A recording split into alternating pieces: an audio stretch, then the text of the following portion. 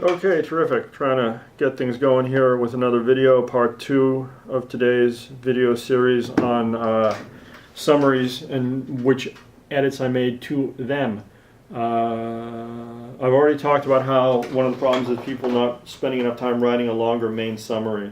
And that is a problem because then when you go to write the literature review subsections, you don't have much to write from. The idea is we're building with bricks here, and you need some substance in those.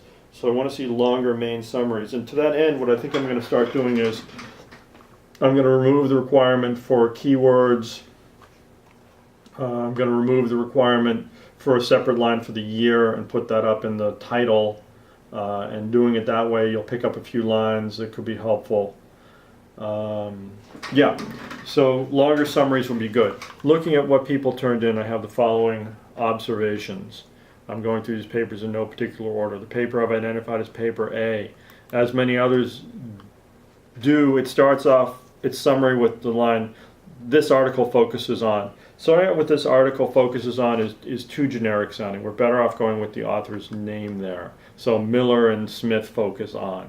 It just reads better. Some of this stuff is strictly stylistic, opinion-based, but I want you to go with it anyway. One issue with this paper was what I'll term irregular capitalization. So many things in this paper are capitalized that just typically are not capitalized. Things like overall financial system,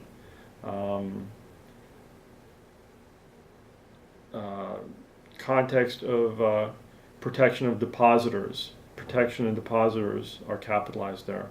Not really understanding why that is. In other papers I've seen, people frequently, and some authors in published journals do this too, will capitalize black and white. Black and white is not like Hispanic or Latino, which you would capitalize in a normal when it's not starting off a sentence or something. Black or white, you just leave as lowercase. And I know you can point me to articles that don't do it that way, and I'm just telling you those articles are wrong. Garner, and if you're not reading Garner, you're not getting well. You're not learning as much as you can or should be in this class. There's a big section on capitalization starting on page 143. I suggest you read it. It's good stuff, and it'll get you going in the right direction on that important topic.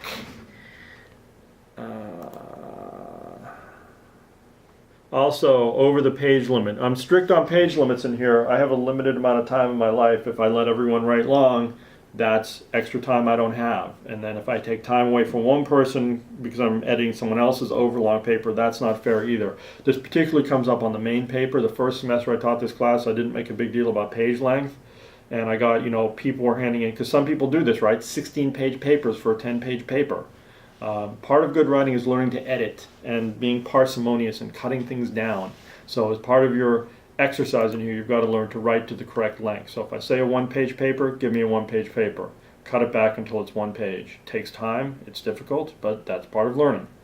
Paper B, italicized names of journals. I had to correct this on many people's papers, and then I saw the same mistake again when they resubmitted their second article summary. Unacceptable. If I make an edit, pay attention to it. It will adversely affect your grade if you're not following my edits. It sets up a whole chain reaction in my crazy head about why am I bothering to make edits if people don't read and follow them. So pay great attention to those edits. It directly relates to your final grade in here. Another thing in this paper, hyphenating phrasal adjectives, right? So again, another big section in Garner's on phrasal adjectives, which are when a phrase functions as an adjective because it precedes a noun, right? So you get something like a no-fault divorce or lower-paying job or a joint stock company. In those cases, that phrasal adjective, the joint stock, is hyphenated, right? The no-fault is hyphenated. Those are phrasal adjectives. Page 690 on, you really want to check that out and make sure you're getting those right. And Grammarly will catch a lot of these. Again, in this case, the student had a phrasal adjective that Grammarly correctly said should be hyphenated that they didn't hyphenate, which then causes me to question whether or not they're using Grammarly. Are they using Grammarly properly? Grammarly is recommended in this class and required actually for a reason, because it's really dynamite at helping you with this stuff. If you're not using Grammarly, again, I have this existential angst. Why am I doing this? Why am I here? You have to follow directions. You have to read the edits and use them, and use Grammarly and follow what Grammarly tells you to do. Most of the time, Grammarly can make mistakes. So if you're ignoring something Grammarly does for a good reason, I'm going to know that. I'm going to see why you did that. But if you're ignoring something Grammarly tells you to do that you should be doing, I'm going to see that also. Paper identified as paper C. In here, the student has a few court opinions. They have named some court opinions, and also I think a couple of laws. As I said in the previous video, when you do a court opinion,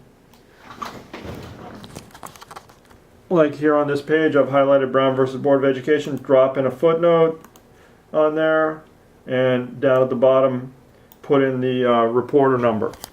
That's a cite for a court case. That's how you should be doing those. Same thing for laws, same things for regulations. For U.S. Supreme Court cases, I prefer the U.S. reporter. There's other reporters out there. There's a Supreme Court reporter, for example, but I prefer the U.S. reporter. In any event, on paper C also, starting sentences with however. This is another Garner thing, and it's a habit you want to get away from. Everyone has heard sentences shouldn't begin with this word. Not when the contrast is intended.